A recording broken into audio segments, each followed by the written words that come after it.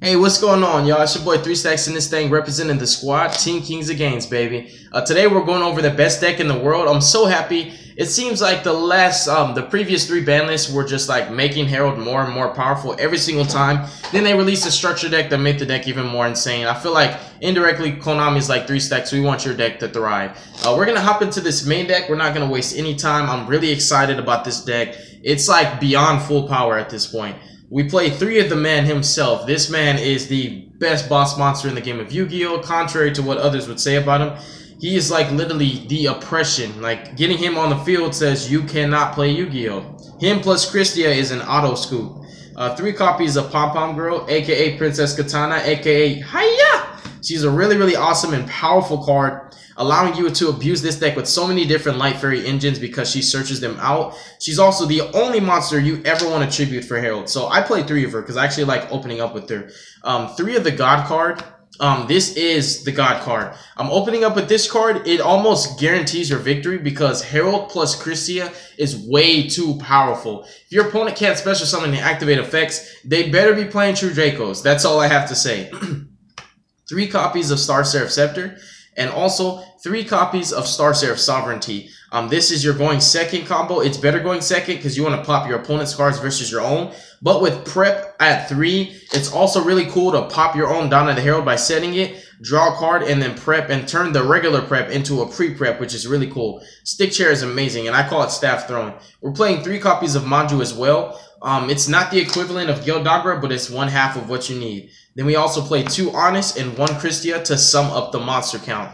The Eva is not in this list because I actually took Eva out for the 3rd prep for the Monster Reborn and also the Soul Charge because I was playing Eva and 2 level 2 or lower Light Fairies. So I cut those 3 cards for Monster Reborn, Soul Charge, and Upstart. Now, my reasons are just pretty simple. You know, I felt like Eva's really powerful, and maybe if I was like, dang, you know, I really need extra negates, I might play Eva again in the future. But this deck is so mad powerful that Eva was never mandatory.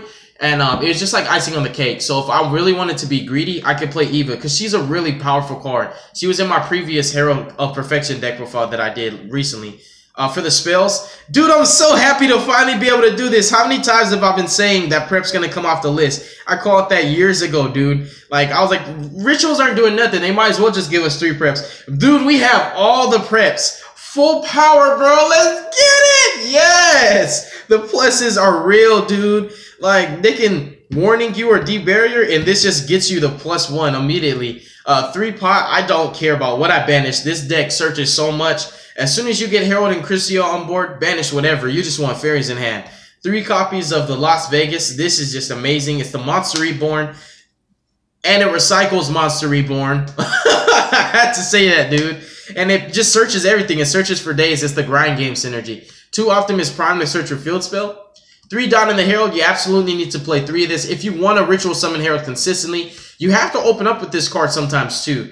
The 1 Upstart, just because you can put an extra spell in grave to set you up for your Monster Reborn effect. And also, sometimes it's a good discard for this card, which is really good. Like, if you upstart into a spell, you literally get 2 extra spells in the graveyard, which is really good. The Soul Charge and also the Monster Reborn for the grind game. Just recur everything back, make a board, and then make it free, and then keep these cards in handy. Then recycle them back into your deck and draw them again, and then play them again. Really awesome. I love this deck so much. That is the main deck. I didn't want to waste any time.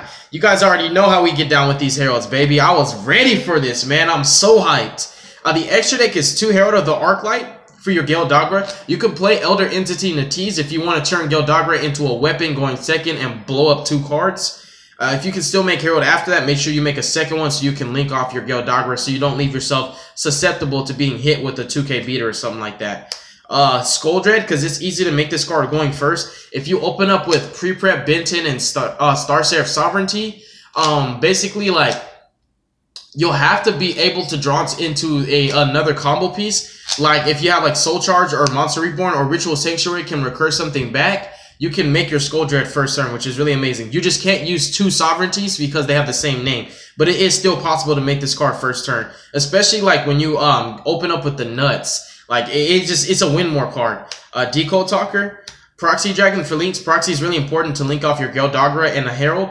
and it's light. It's better than Ib because you want to drop Honest. Once you Gale Darkrai, you don't want to take any damage that's higher than 500. So if your opponent has a monster that's like, you know, pretty huge and they're trying to attack over proxy, that can be a problem for you. So like you need to make a light so you can drop Honest so that you don't take the damage. And then the XYZs are the full-fledged Utopia package. Sometimes you stick chair into this and then drop lightning on top afterwards. And then you have the Star Seraph package. I feel like these are the two best rank 4s that you want to go to with stick chair. Lawnmowing decks like Infernoids and Lightsworns might still be a thing, especially like considering how decks are right now. It might be a diverse, you know, universal format where it's like all these different decks. So this is an auto win against Burning Abyss and auto win against Lightsworns. I don't know, but depending on the Lightsworn, the Infernoid variant, but if it's Lightsworn Infernoids, you still might steal some wins. And this also negates Dark Monster effects, which is really important to keep in mind. Baguska, Tornado Dragon, Abyss Dweller, and also my baby Pom Pom Girl. That concludes the deck profile, you guys. I really, really love this deck. If you want to see some content, I have well over 40-something duels with this deck on my channel. I have 59 deck profiles with different builds each and every time. I also have combo tutorials and test hands. I love this deck to pieces. You guys know how we do it. I'm going to go ahead and sign out, y'all. I love you so much. God bless you. Make good choices. Don't hurt your brain cells. And y'all be safe out there. Peace.